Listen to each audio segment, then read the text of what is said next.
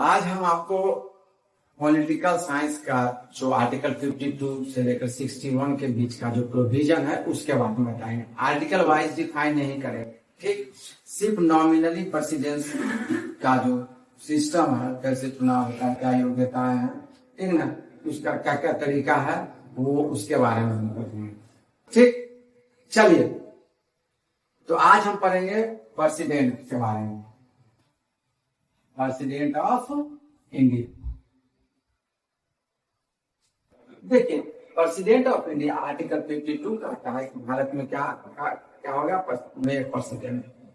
President में सारा executive power जो है उसी में मतलब इनहेरेंट रहेगा, उसी में अंतर्निहित रहेगी, ठीक। और जो भी जुडिशियरी सुप्रीमेसी रहेगी, ठीक ना, वो भी किसके पास है? सुप्रीम कोर्ट के पास, यानी सॉरी प्रेसिडेंट के पास, ठीक।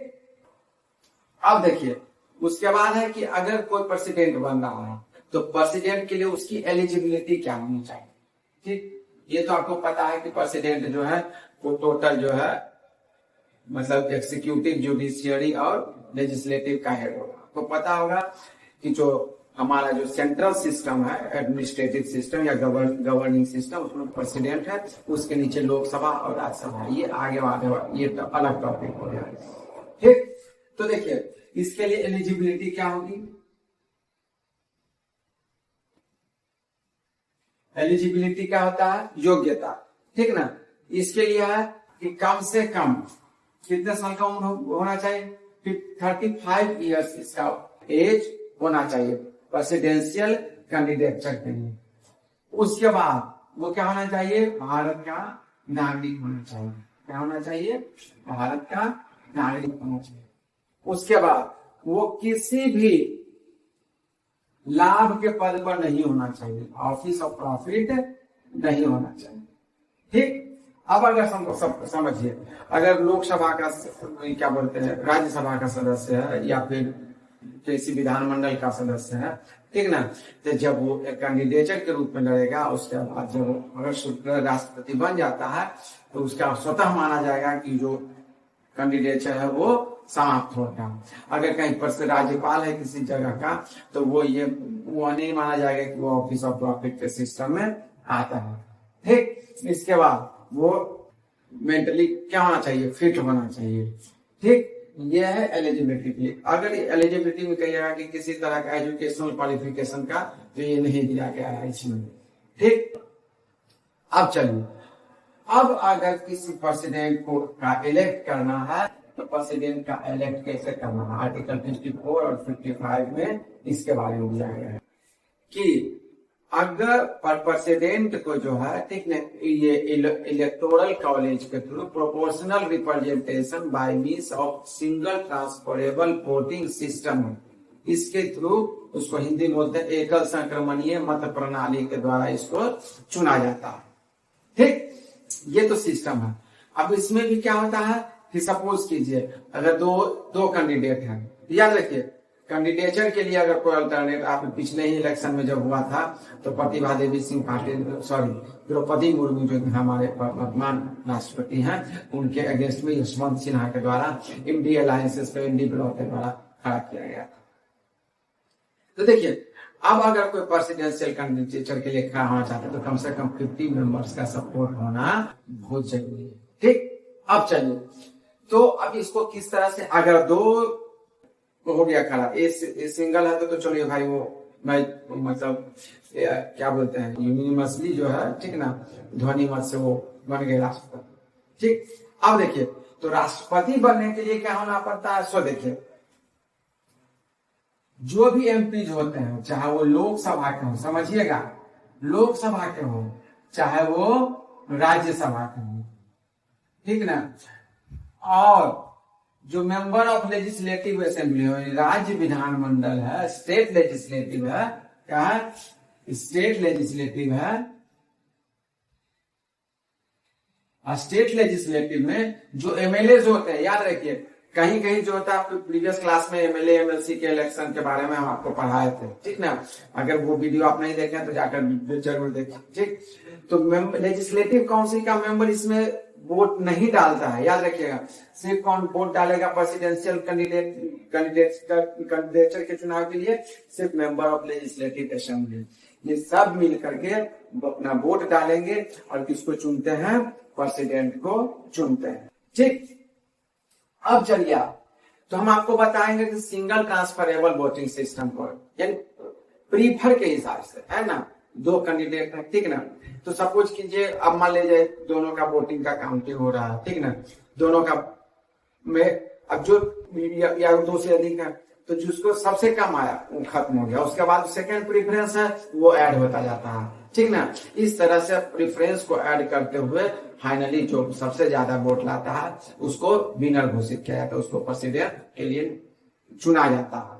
ठीक, अब देखिए तो इसमें है कि एमएलए है, एमपी है, ठीक है, इनके वोट को चूंकि याद देखिए ये इनडायरेक्ट वे में चुनते हैं।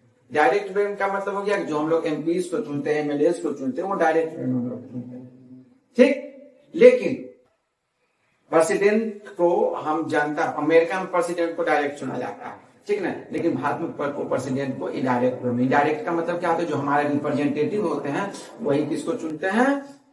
किसको चुनते हैं? राष्ट्रपति को चुनते हैं, ठीक। अब ये समस्या है कि इसमें जो वोट डालेंगे हमारे रिप्रेजेंटेटिव, ठीक ना, उनको उनका वोट का काउंटिंग किस तरह से होगा, ये सबसे महत्वपूर्ण है, ठीक। अब चलिए अब देखिए तो वोट का कैसे काउंट होता है। अगर सपोज कीजिए भारत बिहार में, बिहार की बात, ठीक। अब देखिए आपको याद होना चाहिए कि लोकसभा में टोटल कितने मेंबर होते हैं? 543, जिसको कि इलेक्ट किया जाता है। और राज्यसभा में कितने होते हैं? इसको बहुत आराम से समझना है, ठीक ना, तभी ये सिस्टम आपको समझ में आएगा, अदरवाइज इस समझ से ऊपर है। खैर, राज्यसभा के 238 मेंबर्स टोटल, इसको जोड़ लीजिएगा कितना होता है। पहले हम एमएलए का जो वोट है, ठीक ना, उसका हम बताएंगे कि पर वोट का काउंटिंग किस तरह से होता है, कितना उसका वैल्यू होता है, ठीक ना। तो जो टोटल नंबर ऑफ वोटर्स होते हैं, ठीक ना, उसमें क्या किया जाता है कि ये जो नंबर ऑफ एमएलए होता है उसको, उनको क्या कहता है, डिवाइड किया जाता है और 1000 का प्रोपोर्शन में उसको क्या किया जाता है, उसको काउंट किया जाता है। खैर, अब देखिए तो सपोज कीजिए बिहार में 5,40,00,000 है ना, कॉन्स्टेंस 100,000, 10,000, लाख, 10,00,000 है, ठीक। 5,40,00,000 वोटर, पॉपुलेशन की बात नहीं कर रहे हैं, ठीक। अब इसमें सपोज एमएलए बिहार में टोटल, बिहार की बात कर रहे हैं, बिहार को हम एग्जाम्पल करो तो इसी आधार पर जो भी स्टेट है सब स्टेट का 243 मेंबर्स हैं।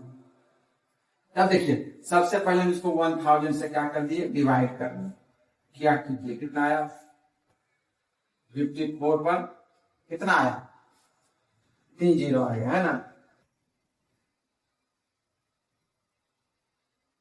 ठीक। अब देखिए इसको हम किससे डिवाइड करेंगे, जितना नंबर ऑफ सीट्स है उतना, ठीक। उसके बाद ये जो आएगा, ठीक है ना, जो भी आए ये आप काउंट कर लीजिएगा, ठीक। ये जो भी आएगा, ठीक ना, वो आपका पर एमएलए जो है, इच एमएलए का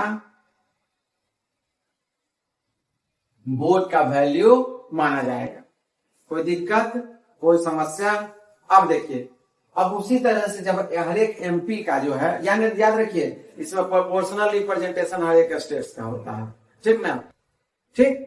अब देखिए अगर ये तो एमएलए का हो गया, ठीक। आप लोग कैलकुलेशन करके हमको बताइएगा कमेंट्स में कि कितना है एक एमएलए का जो वोट का जो है काउंटिंग कितना है, ठीक। अब चलिए अगर इसमें कितना है टोटल 478 है ना। अब देखिए टोटल वोटर इन इंडिया अगर कितना है, सपोज कीजिए 84 करोड़। हाँ याद रखिए इसमें जो है वोट का जो सीट का जो सिस्टम है, वो जो 42nd अमेंडमेंट जो 1970 5 में हुआ था, ऐसे 71 को ही आगे रेगुलेट किया गया। ठीक, बाद में 84th अमेंडमेंट है, उसको 2026 तक के लिए बढ़ा दिया गया। अब 2026 में फिर से क्या होगा, गणना होगा और फिर इसका जो है डिलिमिटेशन होगा, यानी कि नंबर ऑफ कॉन्स्टिट्यूएंसीज जो है अब बदल जाएगा 2026 के बाद, और लगभग मानकर चलिए कि लगभग 850 कॉन्स्टिट्यूएंसीज हो जाएंगे नेशनल लेवल। अब एमपीज की बात कर है, सपोज कीजिए टोटल जो वोटर है इंडिया में 84 करोड़ है।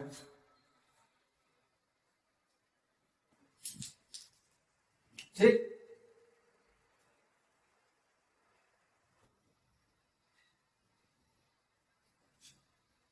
ठीक, अब देखिए इसको सबसे पहले हम क्या कीजिए 1000 से डिवाइड कर दिए। ठीक, 1000 से डिवाइड किए तो 84 पर कितना आया, 1 2 3 0 4 0 आया। ठीक ना, कोई दिक्कत। अब चलिए इसमें नंबर ऑफ जो आपका मेंबर्स हैं उससे क्या कीजिए डिविजन, जो आएगा वही आपका वैल्यू ऑफ ईच मेंबर होगा। समझ में आया ना?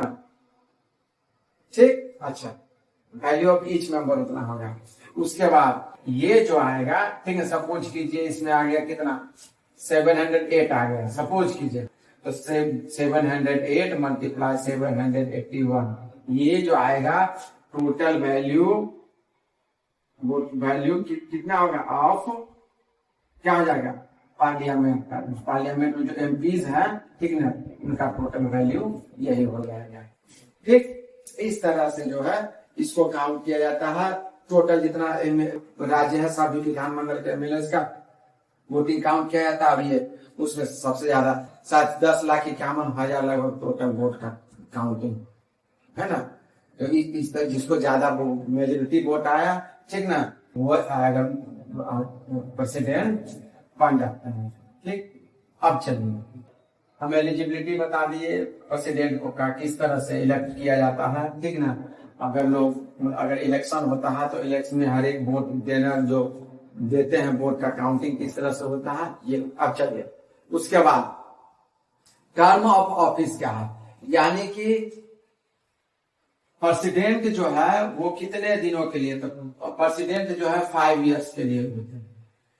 ठीक, 5 सालों के लिए प्रेसिडेंट को चुना जाता है। उसके पहले अगर प्रेसिडेंट चाहे तो वाइस प्रेसिडेंट को क्या दे सकते हैं, रिजिग्नेशन दे देंगे। ठीक ना, और वाइस प्रेसिडेंट को इन्फॉर्म कर देंगे, लोकसभा स्पीकर को कर देंगे। ये प्रोसेस होता है, ये सिस्टम होता है। लेकिन अगर आर्टिकल 61 के अंतर्गत अगर इम्पीचमेंट का सिस्टम चल रहा है, ठीक ना, अगर इम्पीचमेंट का सिस्टम चल रहा है तो फिर उस स्थिति में, ठीक ना, ये प्रेसिडेंट जो है वो अपना इम्पीचमेंट का सिस्टम चलेगा। उसका उनको अगर जो भी एक मान लीजिए उसकी जब कोई भी हाउस प्रेसिडेंट के इम्पीचमेंट के लिए, इम्पीचमेंट तभी आ सकता है जब ये पता चले कि प्रेसिडेंट कोई भी तरह का जो कॉन्स्टिट्यूशन में है उसका उल्लंघन किए, तभी उन पर इम्पीचमेंट चलता है। उसके लिए भी क्या होना चाहिए, जितना मेंबर्स हैं उस में उसका 1/4 क्या होना चाहिए, ये पास होना चाहिए कि नहीं भाई इन पर इम्पीचमेंट चलेगा। उसके बाद फिर जो आपका हाउस है, दोनों हाउस का 2/3 मेजोरिटी से जब पास हो जाएगा तभी उस पर महाभियोग इम्पीचमेंट माना जाएगा राष्ट्रपति। उस दिन से वो वैकेंट हो जाएगा। लेकिन याद रखिएगा किसी भी स्थिति में वैकेंट हो, नियर फ्यूचर जब तक इलेक्शन होता है तब तक वो जो है अपने पोस्ट पर रहते हैं। मैक्सिमम 6 महीना से ज्यादा नहीं होना चाहिए, उसके अंदर जो है उसको चुन लेना है। ठीक, नया प्रेसिडेंट आपको बनना है। ठीक, ये आपका प्रेसिडेंट का सिस्टम है। बाकी आर्टिकल 16 कहता है कि किस तरह से ओथ लेते हैं। ठीक ना, ये आपका प्रेसिडेंट का जो 52 से लेकर 61 के बीच जो प्रोविजन है, जो सिस्टम्स है, उसके बारे में बताया गया है। ठीक, अगर किसी भी तरह का डाउट हो, प्रॉब्लम हो तो आप क्वेश्चन को पूछ सकते हैं, राइज कर सकते हैं कमेंट बॉक्स में, उसका जवाब दिया जाएगा। चैनल को सब्सक्राइब कीजिए, बेल आइकन को जरूर दबाइए और ज्यादा से ज्यादा शेयर कीजिए। आप उसको अपने व्हाट्सएप ग्रुप में भी डाल सकते हैं, मैसेंजर के थ्रू भी आप कर सकते हैं, ताकि जितना ज्यादा से ज्यादा होगा उस तरह से आपको और ज्यादा बेहतर कंटेंट और ज्यादा क्वालिटी आपको बेहतर मिलेगी, है कि नहीं। अभी फिलहाल जो सिस्टम उसी सिस्टम इसमें हो सकता है, आवाज में या किसी चीज में थोड़ा मोड़ा हल्का फुल्का आगे पीछे आपको दिख सकता है, क्योंकि अभी वो सिस्टम जो है बस उतना ही में हम लोग चला रहे हैं। बस कंटेंट आप हम बेहतरीन देना चाहते हैं, ताकि आपको लगे कि हाँ जो अजीत सर पढ़ाते हैं वो कुछ अलग क्वालिटी इनमें है। ठीक, इस तरह से मोटिवेट कीजिए, चैनल को सब्सक्राइब। Thank you.